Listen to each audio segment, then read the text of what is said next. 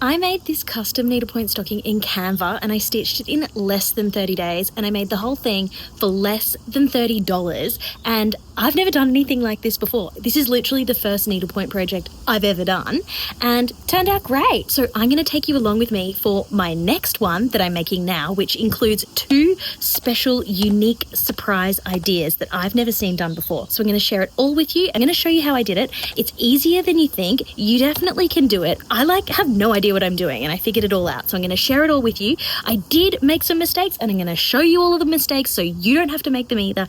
You can do it. Let's do it together.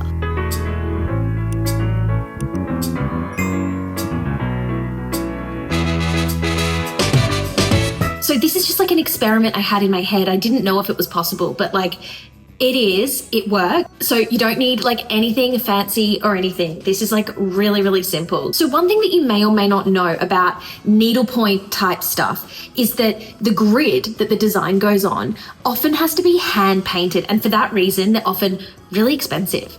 And so you can get generic ones that still are fairly expensive, but to get custom is just unreasonable for most people. So I really wanted a custom needlepoint stocking, but I didn't want to have to hand paint it or anything like that. I wanted to see if it was possible to do it in a more simple way. And I found a more simple way because I found a printing company that literally can take your design and print it onto the needlepoint fabric. But we'll get to that later because we need to start at the beginning. We need to start at the beginning of how can a regular gal like me come up with this from the beginning. So there's really 3 steps to this. There's designing, stitching, and assembling. That's it. It's not that complicated. So it's simple. It might be time consuming to do the stitching, but that doesn't matter because it's enjoyable. It's relaxing. It's addictive, trust me. And the other thing is you don't really need a lot of equipment. And I actually hand stitched it. So you don't even need a sewing machine. You can do this whole thing by hand. But let's start at the beginning. All right, so to get started, you need this template. I've linked to it below and you can get it for free. This is the exact template that I used and it has a few different options. So this is in Canva and I'll show you how it works. There's a few different page options. So the first thing you have is this outline. This is literally just the outline of a stocking shape. That might be good for you. The alternative way to start designing could be to use this frame. So this is where you could drag designs into that frame area if you want a background or something. But the third option, this is my favorite, and this is an overlay. This is a window, see? So you can create your design and put this on just at the very end to tidy up the edges and have a design. So further down here, I have the actual template that I used. I actually just used that first outline when I was getting started, and that's all I needed. Managed to do it with just that. Everything's here. You could change it as much as you want or not at all, or change the name, whatever, but it's a starting point to just give you that shape so that you can focus on the design and making it look the way that you want to make it look. And the idea is we'll create it in here, make whatever you want, and then we export it as a PNG or a JPEG, and we're going to print it and get it printed on needlepoint fabric. I found a company that can do that. So we'll get to that part in a minute. But first we need to talk about designing because it's really, really important that you get this bit right. Because if you make mistakes here, like I did, there's a big mistake on here that I'll talk about in a minute. It haunts you forever. So you really need to make sure you get this right. So let me tell you my tips.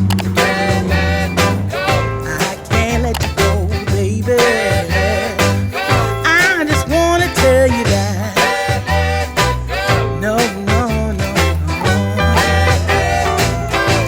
So let's sit amongst the hydrangeas and talk about design because this is really important. You have to get the design right for this to turn out well because this is what you're going to be looking at a lot when you're stitching, so you need to get the design right. Typically these are hand painted, so you need to remember that you need to have something that's more forgiving because this isn't hand painted, this is getting just printed. Mommy. Hi. You want to say hi? Hi. Do you like your stocking?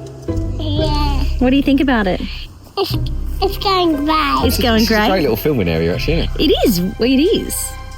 So I literally designed this in Canva, and I just use like clip art that I found in Canva. It's actually surprisingly hard to find like solid colored, simple lined things.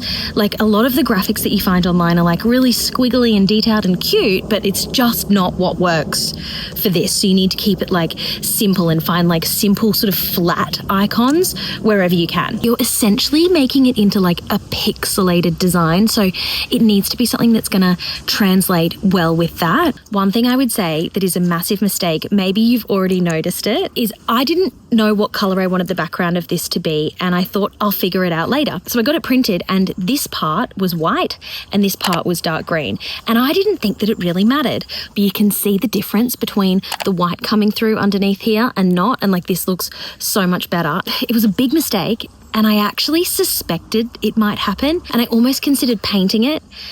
And I sort of regret not doing it. I mostly regret just not doing it in the first place. So you've got to finish the whole design and have the colour everywhere and really make the commitment to these colours. And the other thing that I'd say is important with designing is the embroidery floss, which is the stitching, is the thread that you're stitching this with. It's called embroidery floss. And it's worth buying a pack. I bought a pack of like 50 or 100 colours. I'll link like the one that I recommend. So it's worth just having a think about like the colours that you have available of your thread. You might actually find that there's not enough shades of green or something like that. I bought like a pack of 50, and that was enough for like all the different sort of colours that I needed to test out. But I needed more of this dark green because I used so much of it. I think I used about 6 like bunches of it. So you need to think that through, that you're going to need more of like the big colour that you use the most of.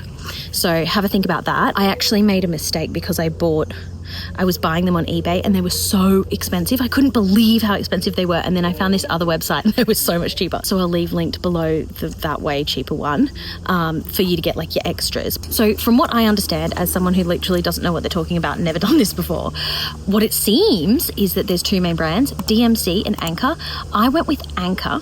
And the reason why I think you need to go with one of these brands is because when you do need more of a colour, such as this green, you can get that exact colour and then go and buy exactly that from exactly that brand, and it's going to match and like work with it. So like picking just a mainstream solid brand that everyone uses, easily accessible, is going to mean that you can get, you know, the colour that you need to finish it off properly. Otherwise it won't look good, you know? So I'm currently designing like other ones, and I'm making one for myself and trying to think about what to put onto it. And obviously one of the challenges is like this flat kind of icon that you need for it to be like thick enough that it's easy to stitch. So you don't want thin lines, and you don't want it to be like too detailed or too much shading or something that just like doesn't translate to a pixelated type of thing. So I'm working on mine, and I'm thinking about like other people's ones and what you would do. And one thing is like things that people like, you know, I think you want a bit of that. I think you also want a bit of like Christmas stuff, just a holly, you know, that's gender neutral, just a bit of a star, bit of a holly, bit of a ribbon that like still says this is a Christmas thing, you know, and I think that that is good. But I also love this idea of like little love hearts. This is M for mum, D for dad, and H for Harry, and I love the idea of like little love hearts like that. But something else that I really like the idea of is emojis. You know, when there's like an emoji that like really suits that person, I think an emoji could look cool on here, you know, if it's the right kind of one. But once again, it needs to be simple. And I would say with an emoji, I think it just needs to probably be a little bit big, like maybe the size of this football or bigger. If it's any smaller than that, it might not work, you know? So that's something that you need to keep in mind as well, is just like if you do pick a graphic that doesn't really translate well, like say this gingerbread man was quite hard, I should have done a different type of stitch on it, but I was like trying to be consistent because I was too scared to do something different. It's fine, but you have to sort of wing it a little bit and make a few decisions as you're stitching it. So like just keep that in mind when you're designing, and just when in doubt, go more simple, and just know that you're gonna have to figure it out on the other end when you're stitching it. So like don't make it too hard for yourself. So once you've done your design, you can upload it and get it printed. Now the company that I use, I'll leave linked below. They ship worldwide. They're called Contrado, and this is what you get. So this is the one that I've just had arrive. It fits, this is the smallest sheet, I think it's called a half sheet or something. It fits 3 really comfortably. Maybe if I like really tried, I might be able to fit a 4th. I don't think so.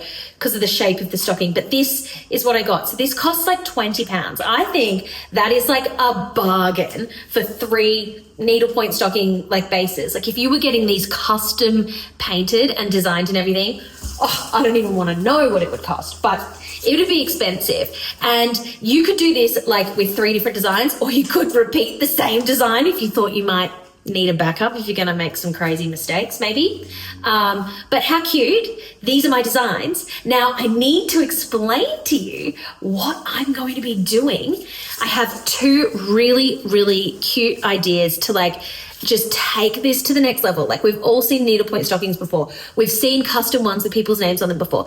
This is like the next level, I think. I've written baby here, even though my baby has a name. His name is Harry. Why would I just put baby at the top?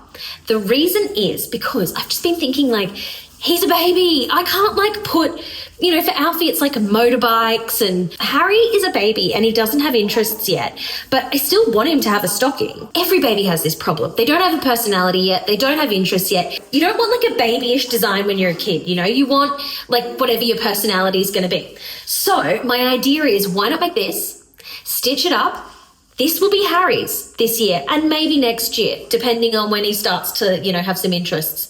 But in the meantime, he gets to use this one, and then whoever else in the family has a baby next, they get to take a turn of this. And so this one really will get passed around. But I can't decide between these 2. I don't know. I might make 2 and give one away or something. I don't know. But I really like this idea of like this sharing stocking, because they don't have like interests yet anyway, you know what I mean? So then it's time to start stitching, and all I'm doing is a simple tent stitch or continental stitch. I will leave linked below the really short tutorial that I followed. If you've never done any needlepoint or stitching before, there's only 2 things you need to know. That is starting the stitch with a waist knot. I'll leave that video linked below, and how to do a tent stitch. If you know those 2 things, that's all you really need to get started and be seeing some progress. But if you have any other questions, do let me know in the comments below. And I think I might make a follow-up of this video with any bits that I've missed, and also maybe just to show you the next one that I make. It's finished. It's been exactly 1 month. However, I did go on holidays for a week of that time. So really, I did this in like under 3 weeks. So happy with it, looking good. I did also do a little side project just because I'm like getting into this now. Like I'm getting into like the ornaments and everything. And so I made this little, this little XL ornament. How funny. It's just like my first little test at it. Like I've never, made one of these before. I like literally like made the stitching pattern and followed a pattern. I'd never done that before. But like for my first one, I think that's like turned out quite well. But back to this one. We're ready to do the finishing on it, but I haven't been able to decide what I'm going to do.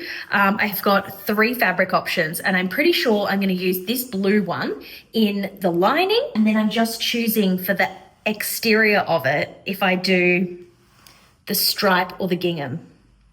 I think I'm going to do gingham, actually. It's funny how when you sort of like put yourself on the spot like that, you can just like make a decision, So now that I've finished, it's time to turn it into a stocking. Now, this is the part that people get a bit scared about. So a lot of people pay to have these like finished by someone to sew it all together, but you don't need to.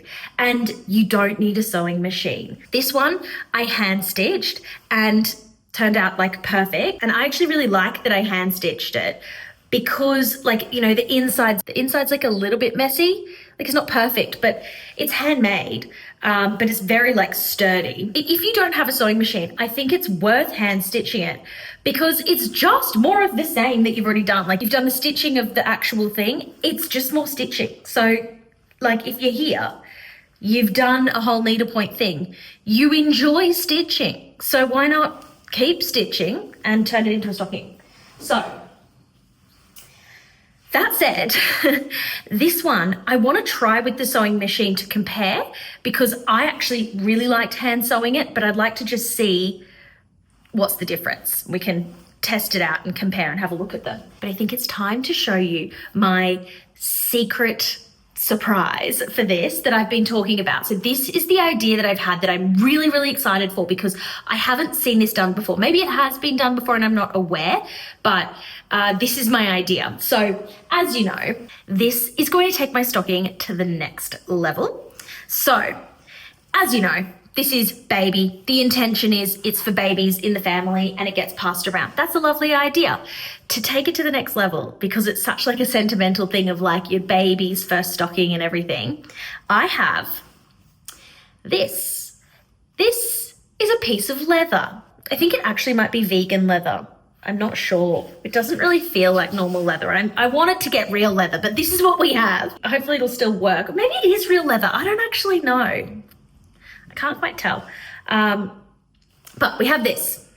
So the idea is I'm going to cut this. So I'm going to put it on the back and we're going to put it like, you know, I'll cut it to size sort of like in the middle. And this is going to be like a little bit of a memory thing. And I'll show you the other thing that I've got. So I got these on Amazon. This is like a leather stamping kit. And so the idea is that each baby who has a turn of using this stocking gets stamped on the leather like after each other, like a leaderboard, you know, like at school when they had things like that, just to show you. So it's going to say Harry 2025 and maybe Harry 2026. I think he still might have this one next year until he gets his big boy stocking. But yeah, maybe 2 years of this. And then who knows, it might sit in the cupboard for a couple of years and then there'll be someone else who has a turn and you can add their name on. So I think that's really special because like imagine if you had one right now that had like someone from the 1960s or something in there, like it would just feel really special. So that's my idea and I'm really excited to see what it looks like and see if the stamping works. Don't know. And I do think if you wanted to like make this even more sentimental, if you had a special piece of leather that had meaning or whatever, that could be even more cool. But like mine came from Amazon. If you don't have a piece of leather, I'll link to this below and you can get this. And also the stamping kit so you can get started. But let's like get ready. I'm actually getting really excited for this now. So let's get the sewing machine out. We'll put this together and I'll explain how that happens. It's simple, don't worry. And then we can test out this leather thing and see how it works. So let's just have like a quick little debrief on how we're gonna make this stocking. So let's just like mentally think about it. So the stocking is made up of two bits, the front and the back. Okay, all good. We're doing well. So this, as we know, we already know what the front looks like. It looks like this, but it's not quite ready. So before we like get the front piece ready, we need to just do a protective bit on the back because, you know, we've got all these stitches and we just need to protect it. So my plan is to just take a piece of fabric and that's gonna go. Oh, this could actually be the back of the stocking. This is a different piece of fabric. I didn't think I had enough. But I actually do. I think I'm going to do pink lining. Okay, changing, but here we go. Loosely, this is like a big bit, but you get the idea. I'm going to put a piece of pink fabric on the back here just to protect it. This is not like a structural journey. This is just protection journey. I'm going to do that with a sewing machine, but you could hand stitch it. I suppose you might be able to get away with not doing it, but I think you should. So just piece of fabric to cover and protect the back of here. And once we have this with a piece of fabric on the back, then the front piece is ready. The front piece is done. That was easy. Well, that part wasn't like that easy. It was fun, but it was time consuming. Then it's time for the back. So say you get your fabric for the back like this, and this is like a funny scrap. So this is like, you know, not the right shape. But what I'm going to do is instead of just cutting a piece that's like the same as this, I'm going to cut a lot more.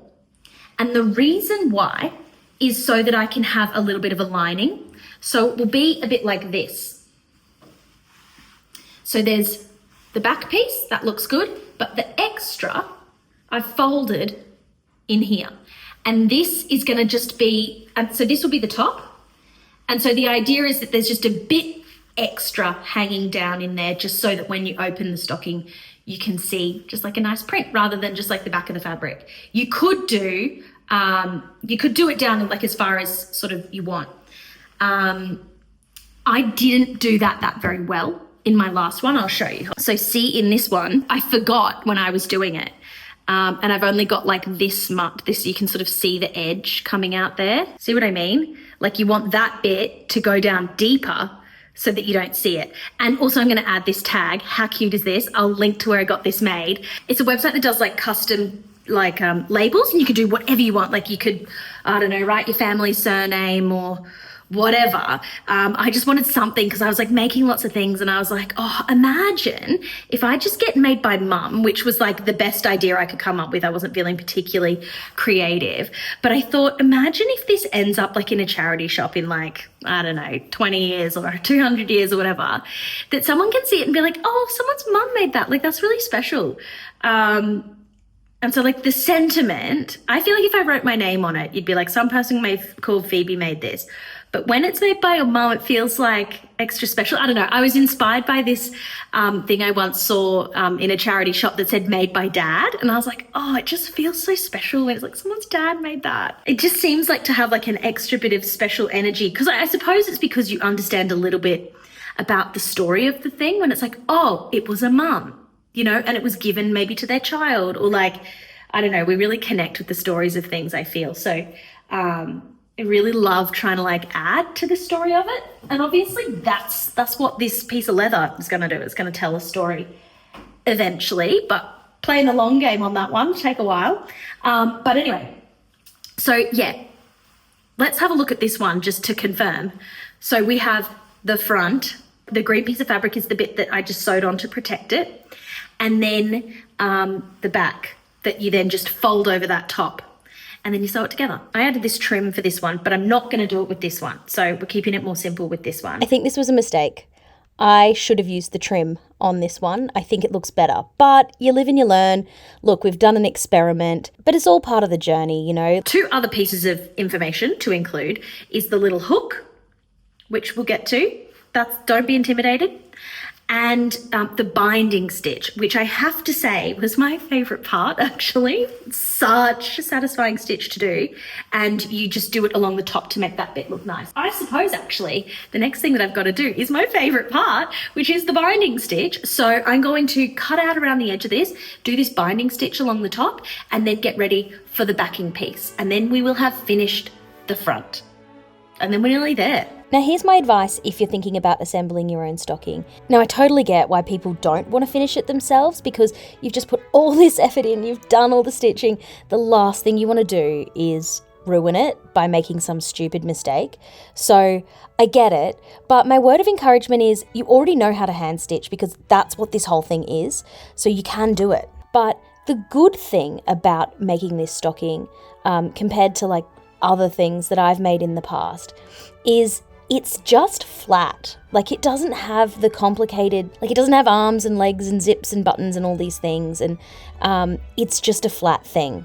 So it's actually a really good starting project if you want to get into sewing and doing something really simple.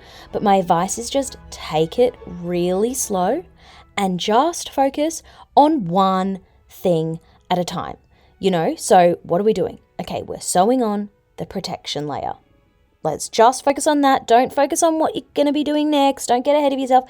Just sewing this on bit by bit. Now, I watched a few different videos to really fully get my head around this. So I'll link below the videos that I thought were really, really helpful because just watching a few might just build your confidence a bit. Sometimes just watching it done a few different times by a few different people in a few different ways really just solidifies how to do it, and then you feel like you can do it too. Now, if you don't know how to do a binding stitch, don't worry. I'd never done one before. I didn't even know what it was until I did it for the first time on my last stocking. But it's really easy. It's essentially just an edge on it so that it looks nice from the top. So you just fold over that top bit and then stitch right along the edge to create this nice look. And it kind of looks sort of braided. I really like it. So I'll link below the video that I followed because it was a really, really clear demonstration. And I completely fully understood how to do it after watching the video, even though at the beginning of the video, I'd never even heard of a binding stitch. So yeah, it's a really good one. So once you have your needlepoint bit and that protection piece, you can get a little bit of ribbon or whatever you might want to use for your loop, and you just fold it over and place it in between them. So you just want to fold over a little bit on the inside there so that you won't have like a raw edge. But then once you've placed that, just like that, you've got the backing layer, you've got the loop in between, and then you've got your needlepoint thing sitting on the top. You're then just going to sew all around the edge. And this is where I definitely think you want to hand stitch. Even if you do want to do it on a sewing machine, you should hand stitch the top bit with the same thread, because then it will be invisible, and I think that's way better. Around the rest of the edge, you're just literally attaching them together because we're going to come back later on. So just like this is just sew around the edges to stick two pieces together.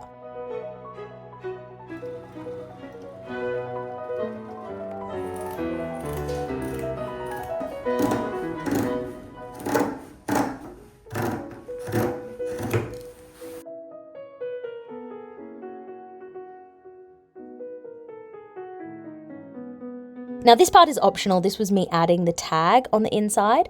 I just really think that it makes it look like quite professional, and like I feel like really proud of myself. So you can literally get, like, this is how many I got. I think it's like 20 or 50 or something I got, but I got them all made, and I'm just going to be sticking things on, and I'm probably going to be using this 2025 one. I'm probably going to be sticking things with this year 2025 on it for years to come, because I definitely overestimated how many things I was going to create in 2025. I've made like 2 things, but that's still cool. I'm still happy with that. But I'll link below the website, because you can literally design anything. You can have whatever font, you can do pictures or whatever. Like, it's actually such a cool idea. And I love the idea of just having them hanging around so that when you do a project, you pull out your tag and it all looks like you're a professional, you know? So here we are. We have that back piece that has the inside is the gingham with the label. The outside of the back piece is the blue pattern. Then we have the needlepoint piece with that stripy bit. That's the inside of the needlepoint piece. Now we're putting them together. You need to put the outside pieces facing each other. So this blue bit is going to be the back. So I need to put the needlepoint piece facing down onto it. So it's like backwards, because we're going to sew around the edges and then turn it inside out. So this is it. We're doing it. It's nearly finished. So just got to go around the edge again. What are you doing down there? It's looking like we might be done. So to recap what we've done, I sewed the stripe backing onto the needlepoint part. That's the front piece. When I sewed them together, I put that little loop just in there and went over it with the stitches. And look, I used pink thread. It probably wasn't the best decision, but you know, you live and you learn. I feel like it's better to hand stitch. I just do. It's obviously faster to do it this way, but anyway. So that's the front piece done. The back piece, I used 2 different fabrics, but you could use one if you wanted to. That was kind of me overcomplicating it, I suppose. And then I also, optional extra, added my little made by mum there. Then I sewed them together, and the sewing them together actually is the bit that I really think you want to hand stitch, because you need to feel where the edge of the needlepoint bit is, because you don't want to have any like gaps showing through. So I got into a tangle. This is exactly why I like hand stitching. You know, you can see as I've gone through this project, I've cut a few corners, you know, we've done a few crazy kooky things in this stitching, and it's because I'm impatient. And so I think you'd be wondering, why would an impatient person recommend hand stitching? And it's it's because it makes you patient. And like, if you enjoy doing like this, you know, needlepoint kind of stuff, you'll fully appreciate that like it's the forced slowing down that's so therapeutic, but also it's like good for you to like practice slowing down sometimes. So I definitely think that when you hand stitch, every single stitch you can ensure is along the edge of like where the needlepoint stuff is. So this is my nervous bit. I'm nervous, even though I've gone over, I'm just kind of like guessing it and feeling it. I'm nervous that because I don't have the trim like I did with the last one, I'm nervous that this might have a few like patchy bits. Let's see, let's just turn it inside out and have a look. This is the fun bit.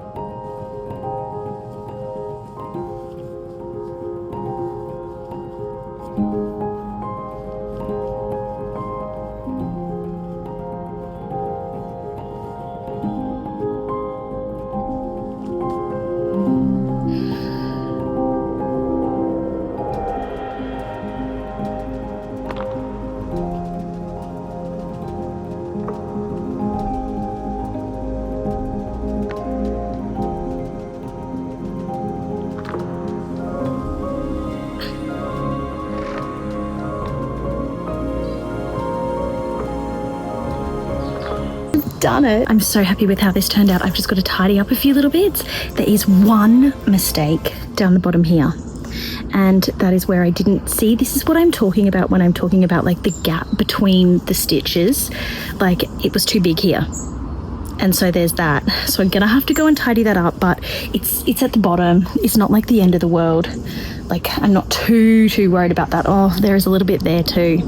That's why I recommend stitching like maybe 3 stitches extra just along the edge, just to give you, oh, there's some there too. Okay, I've got some tidying up to do, but still, I think we're winning. I think this is looking good. We've got to trim off those waist knots. Like I'm doing this all a bit out of order. But then now it's time to put the leather on. So I decided not to do it until now because I didn't think it would scrunch up very well when you had to turn it inside out. So I'm just going to hand stitch the corners on the back. And then we're going to be done. And like I'm already planning my next one. Meets my skin.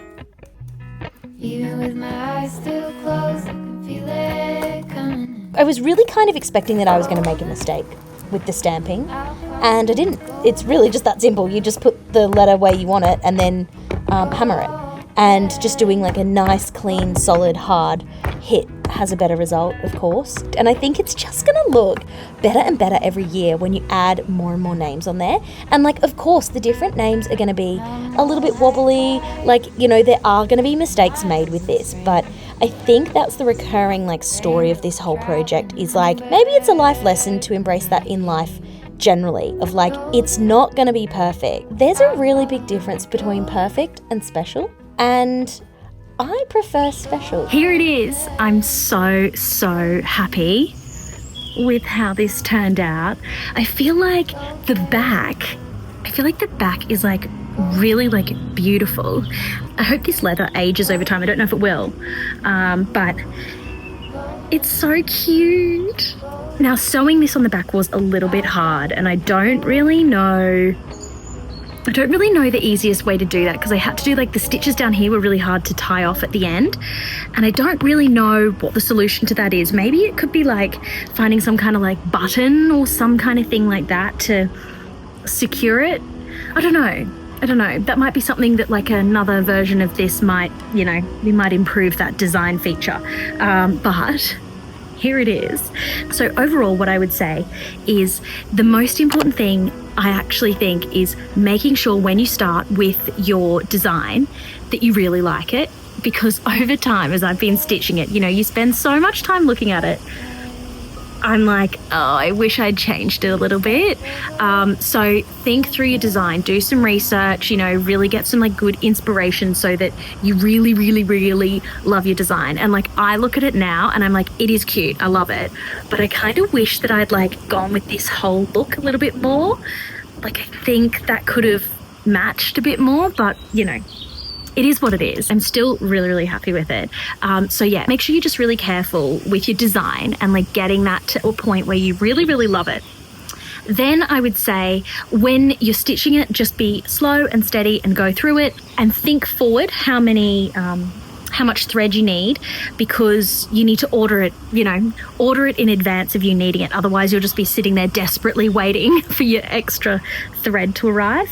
That's why I really recommend getting that like bundle of like 50, just so you've got some colors to start off with, because I think some of the smaller areas, like it doesn't matter, what shade of yellow you use. It can just be, one that's close enough. I love this idea on the back. Very happy with that. And I love this little tag. I just think that tags make things look like so much more professional, and it's like really special. But it's coming to the question of, was it better to hand sew or to use the sewing machine? Obviously the sewing machine's faster for sure, but was it better? And I don't think so. I think it is better to hand stitch it, because you'll just put every stitch in exactly the right spot. So you're not going to make mistakes like this edge bit here that I'm going to need to go and tidy up. When you have the sewing machine, you start to go a little bit too fast, or if you're like me, you do. And then you sort of ends up being more of a problem, because the sewing machine makes you go faster than you really should.